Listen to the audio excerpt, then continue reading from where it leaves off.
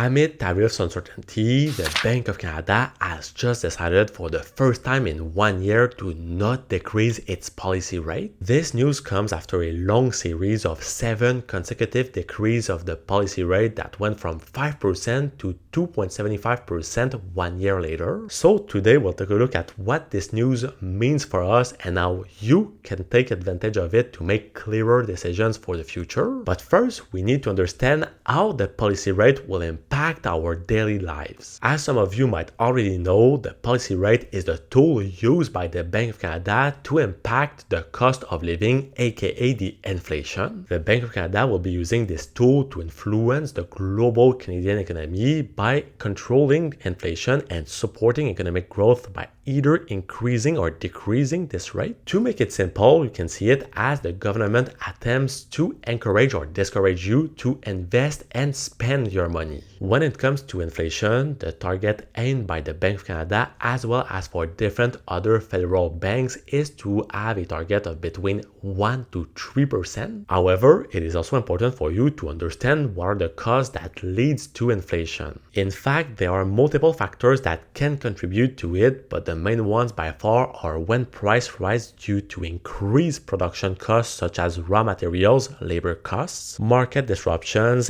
higher consumer demand, and fiscal and monetary policies. Without going too much in detail, there are also 2 interesting factors that we can take a look at if we are looking at the inflation, which are the evolution of the gross domestic product as well as the decrease or the increase into the unemployment rate. When the GDP will have a tendency to look to increase in the mid to short term, it will make that usually the inflation will tend to be lower. And in the case of the unemployment rate, when this rate will be tending to increase, it will usually indicate that the inflation will be also rising. Usually, when inflation is rising, the Bank of Canada will decide to increase its policy rate to control it. But in the upper end, when the inflation will start to decrease, the Bank of Canada will usually decide to maintain or even decrease its policy rate. Right now, this rate is currently at 2.75%, but it is important to understand that only 1 year ago, it was at 5%, and at the beginning of the pandemic, it was at only 0.25%. So it means that it can fluctuate a lot through time, and it can have a direct impact on your own finance. While the policy rate won't directly impact you, what it will be impacting is the overnight rates, which is basically the interest rates that will be decided by the multiple financial institutions in Canada, and on their side, these institutions will directly have an impact on your own wallet. While the policy rate will have an effect on the global Canadian economy by trying to control the price of the goods that you are consuming, the overnight rate on its side will have an impact on your mortgage and your loans, as well as the interest rate that you'll be making on your savings. Let's take the example of someone that just bought a $500,000 house and that has a remaining mortgage of $300,000. If this person bought his house 1 year ago when the interest rate was about 6%, it would mean that he would be paying some payments on a monthly basis of slightly under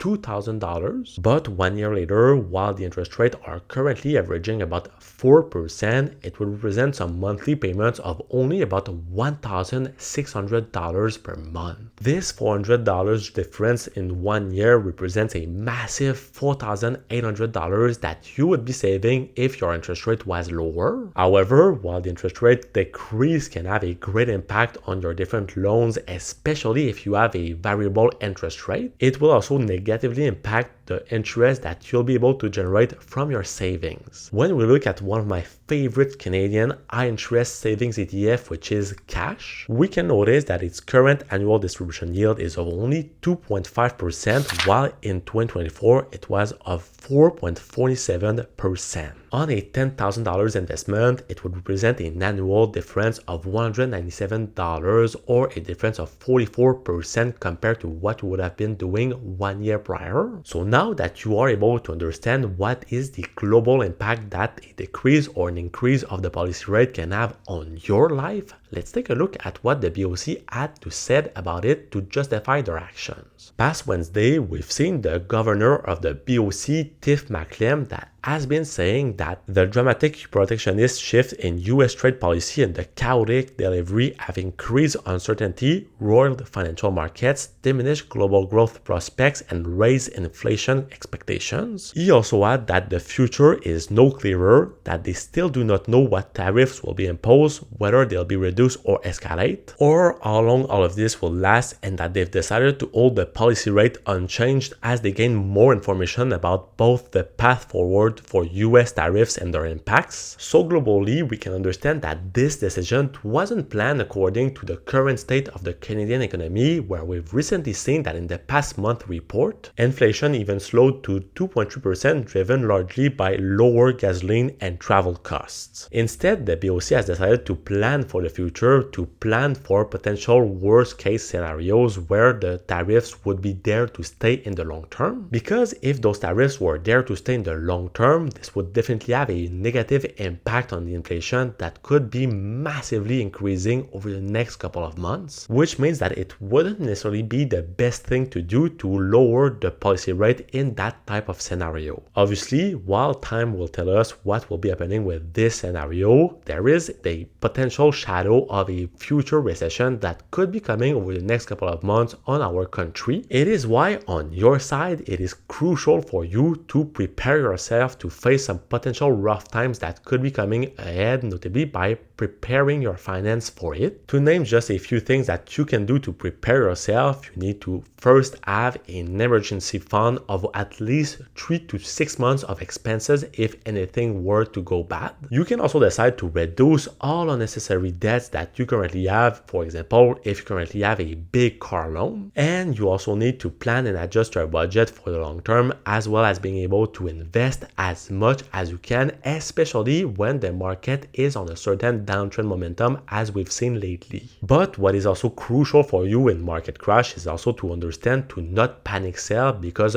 most of the gains can be made if you stay invest even throughout crash out times. So now on your side, if you're looking to find great companies to invest in right now in this crazy market for the rest of 2025, well, check out the video that's gonna be right over here, and I will see you soon. Peace.